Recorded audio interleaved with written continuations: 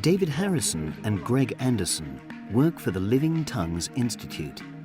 Chris Rainier is a photographer for the National Geographic Society. The three men were traveling in Northern Australia where they interviewed a man. He may be the last speaker of a language that most people thought was extinct. Not like my father. Rabbi, my father. There are 7,000 known languages in the world, but more than half of them are expected to disappear in the next 50 years. And when a language disappears, we lose the information about the world that its speakers had. That's why the three men helped create National Geographic's Enduring Voices project.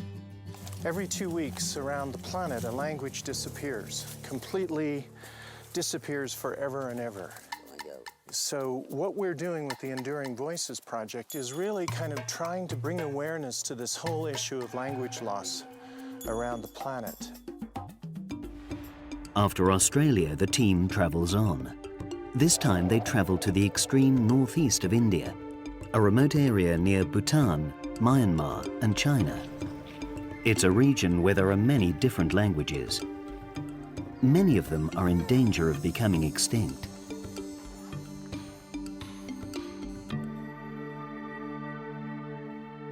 For the team, there are other problems. For example, the equipment isn't working. Say something. Something that I'm really getting annoyed with this equipment, making it my life a hassle. Go really loud.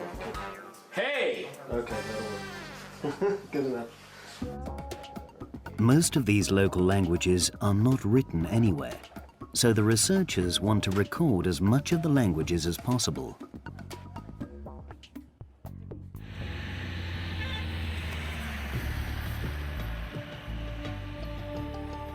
The team arrives in a large village called Hong.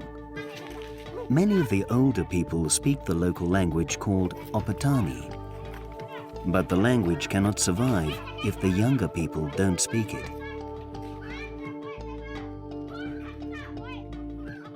It's very easy in these communities to find young people who are speaking English and Hindi and not speaking the traditional languages. They're neglecting them, they're perhaps even abandoning them. The team spends time trying to find some younger people who speak the language.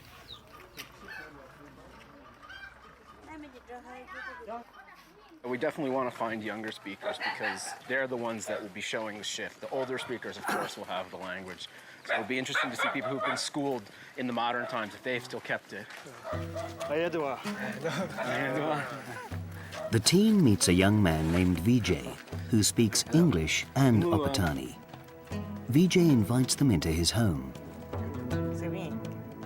A local Indian called Ganesh Murmu helps the researchers while they record basic words of the local language.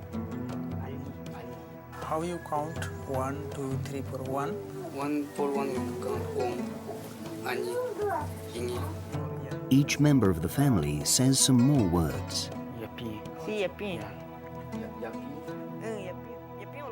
As well as doing their own research, the team trains local people to use special language technology kits. These technology kits have a laptop computer, video cameras, and basic recording equipment so the local community can record the last speakers of old languages using modern technology.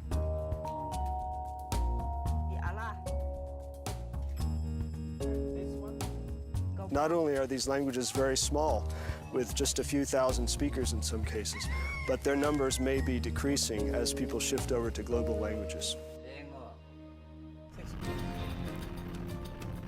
The Enduring Voices team must leave, but with the technology kits, they hope that the local community can record this important part of their local culture. They hope that the people will listen to the words of their elders and want to keep the language alive and speak it themselves.